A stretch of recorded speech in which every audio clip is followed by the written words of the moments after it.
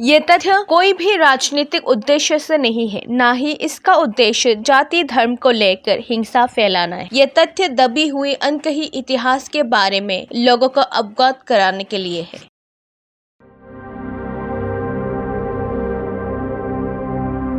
त्रिपुरी लोगों को विभिन्न झूठे मामलों में फंसाया जाता था और राज्य में त्रिपुरियों के शारीरिक उत्पीड़न से छुटकारा पाने की उम्मीद में पुलिस को स्वतंत्र रूप से त्रिपुरियों को लूटने की अनुमति दी जाती थी।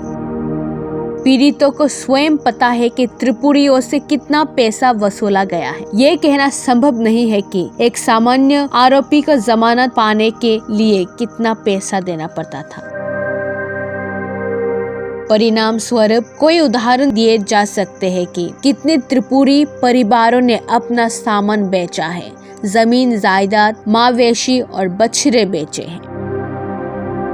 सस्ते दौर पर त्रिपुरियों के जमीन को बंगालियों पर हस्तांतर करना पड़ा। त्रिपुरा के प्रशासनिक अधिकारियों द्वारा अच्छी तरह से नियोजित एक साजिश था त्रिपुरियों को आर्थिक रूप से झटका देना।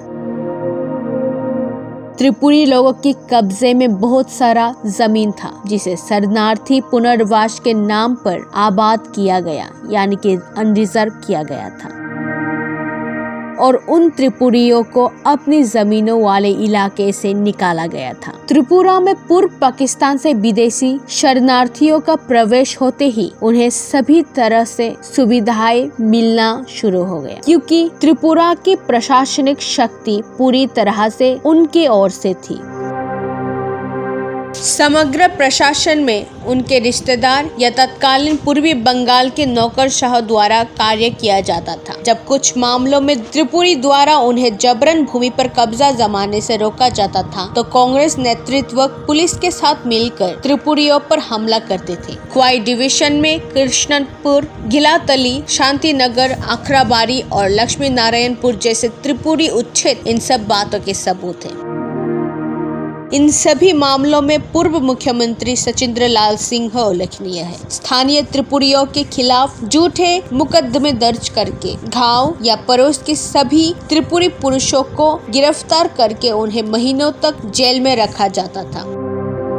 पुलिस पकड़े गए त्रिपुरियों पर अत्याचार पे अत्याचार चढ़ाते थे, यहाँ तक कि नारियों को भी नहीं छोड़ते थे। शरणार्थी अपने स्थायी निवास और उपयुक्त वातावरण के लिए त्रिपुरियों के जमीन को कब्जा करके त्रिपुरियों को अरेस्ट करवा देते थे।